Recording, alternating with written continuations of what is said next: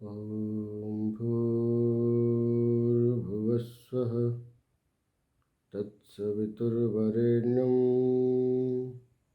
भर्गो देवस्य धीमहि धियो यो नः प्रचोदयात्।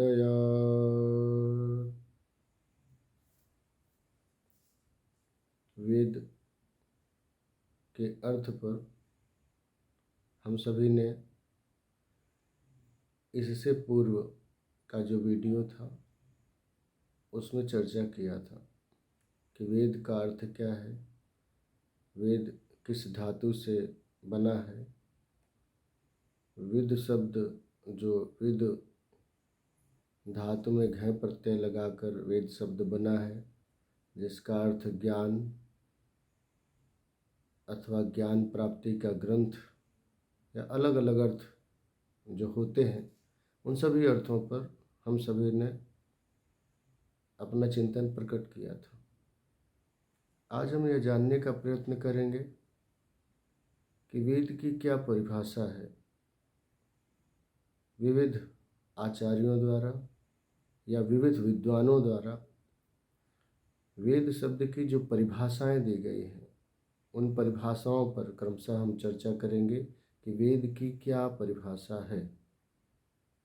तो सबसे पहले हम प्रारंभ करते हैं वेद के प्रख्यात भाष्यकर्ता आचार्य सायण से। आचार्य सायण ने वेद शब्द को परिभाषित करते हुए अपने ग्रंथ में लिखा, इष्ट प्राप्तस्य निष्ट परिहारी और लौकिकम उपायम यो ग्रंथो वेदयति स वेदः। क्या कहा? इष्ट प्राप्तस्य निष्ट परिहारी और लौकिकम उपायम यो ग्रंथो वेदयति स वेदः। आचार्य सायण ने कहा कि जो इष्ट की प्राप्ति और अनिष्ट का निवारण करने का उपाय बतलाता है, उसे वेद कहते हैं। जो इष्ट की प्राप्ति और अनिष्ट के निवारण का उपाय बतलाता है, उसे वेद कहते हैं। दूसरे अर्थों में यदि हम समझें, जो उन्नति और प्रगति का मार्ग बतलाता है तथा जो दुष्कर्मों से दुरित कर्मों से दूर होने की सद्प्रेरणा हमें प्रदान करता है, वह क्या है? वह वेद है। यह महर्षि सायण का मत है। आचार्य सायण ने वेद को परिभाषित करते हुए यही बतलाया है। क्या बतलाया? कि जो इष्ट की प्राप्ति और अनिष्ट के निवारण का उपाय बतलाता है, या जो उन्नति और प्रगति का मार्ग बतलाता है तथा जो दुरित कर्मों से हमें दूर करता है, दुरित कर्मों के जो परिणाम हैं, उनको परिणामों से हमें बचाता है, वह क्या है? वह वेद है। आचार्य सायण के पश्चात हम सभी चर्चा करते हैं आचार्य विष्णुमित्र के शब्दों पर। उन्होंने वेद की जो परिभाषाएं दी हैं, उस पर हम चर्चा करते हैं। आचार्य विष्णुमित्र ने कहा है, विद्यते ज्ञायन्ते लभन्ते एभिर्धर्मादि पुरुषार्था इति वेदा। क्या कहा? विद्यते ज्ञायन्ते लभन्ते एभिर्धर्मादि पुरुषार्था इति वेदा। आचार्य विष्णुमित्र के अनुसार जो हमें धर्म, अर्थ, काम, मोक्ष रूप पुरुषार्थ चतुष्टयों का ज्ञान कराता है, उसकी प्राप्ति कराता है, अथवा उसकी प्राप्ति में जो साधन होता है, वह क्या है? वह वेद है।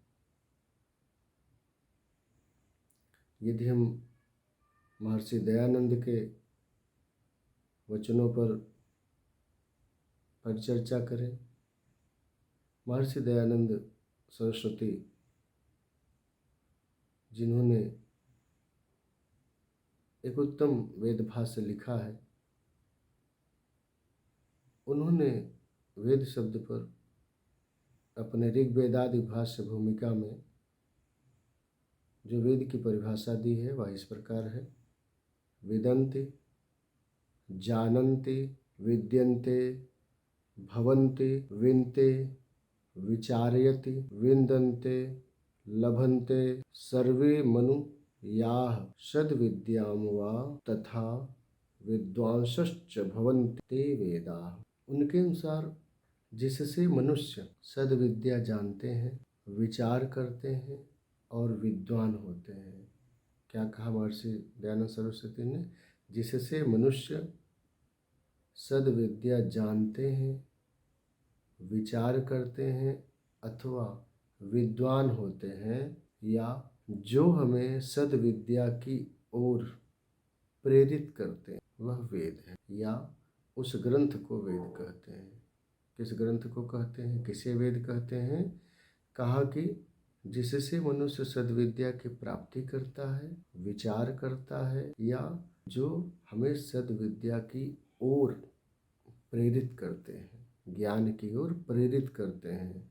असतो मां सद्गमय तमसो मां ज्योतिर्गमय। असत्य से सत्य की ओर ले जाने की कोशिश करते हैं, जो हमें तमस यानी अंधेरा, अंधकार से प्रकाश की ओर ले जाने की कोशिश करते हैं, अज्ञानता से ज्ञान की ओर ले जाने की कोशिश करते हैं, और मृत्यु से अमरत्व की ओर ले जाने की कोशिश करते हैं।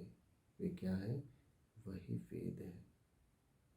उसी ज्ञान को वेद कहते हैं। अन्यत्र भी वेदों की परिभाषाएं प्राप्त होती हैं कुछ विद्वानों के द्वारा। किसी विद्वान ने लिखा, विन्दन्ते स्वरूपम लभन्ते वस्तु अनेन इति वेदाः। क्या कहा? विन्दन्ते स्वरूपम लभन्ते वस्तु अनेन इति वेदाः। अर्थात जिसके द्वारा वस्तु के यथार्थ स्वरूप का बोध होता है वह वेद है। जिसके द्वारा वस्तु के यथार्थ स्वरूप का बोध होता है वह वेद है। वेद सत्य विद्या का ही ज्ञान है। सभी महर्षियों ने यही कहा, वेद क्या है? सत्य विद्या है। इसमें सत्य ज्ञान है, कहीं भी झूठ नहीं है, कहीं भी कपट नहीं है, कहीं भी छल छिद्र नहीं है। वेद हमें सदैव सत्य की ओर बढ़ने की प्रेरणा देता है। असतो मां सद्गमय सद्गमय तमसो मां ज्योतिर्गमय। असत्य से, झूठ से, कपट से, छल से, छिद्र से, इनसे क्या करें हम? सद्गमय, सत्य की ओर चलें, अच्छे राह पर चलें, बुराई से दूर होकर अच्छाई की ओर चलें, अंधेरे से दूर होकर उजाले की ओर चलें। और यदि हम सत्य को धारण कर लेंगे, यदि हमारे अंदर ज्ञान का प्रकाश हो जाएगा, तो निश्चित तौर पर हम मृत्यु से अमरत्व की ओर भी बढ़ जाएंगे। मृत्यु से अमरत्व की ओर जाने की एक विशेष विद्या है। कैसे हम उस अमरत्व की ओर जाएं, इस पर भी हम कभी चर्चा करेंगे। जैसा कि उपनिषद में कहा गया ना कि अविद्या मृत्युम तीर्थ। एक विद्या है जो अमृत है, लेकिन एक अविद्या है जिसके द्वारा मनुष्य मृत्यु का भी अतिक्रमण कर जाता है, मृत्यु के चक्र से भी छूट जाता है। वह विद्या और अविद्या क्या है, इस विषय पर भी हम आगे कभी चर्चा करेंगे। आज के लिए इतना ही पर्याप्त समझते हैं। पुनः अगले वीडियो में हम सभी चर्चा करेंगे वेद के पर्यायवाची शब्दों पर। वेद का सिर्फ एक ही नाम है या वेद के और भी नाम हैं? वेद के कितने और नाम हैं जो धर्म ग्रंथों में, प्रामाणिक ग्रंथों में जिनका वर्णन आता है? उन सभी वेद के जो जो भी नाम जहाँ जहाँ जिस ग्रंथ में वर्णित हैं उन पर हम अगली वीडियो में चर्चा करेंगे।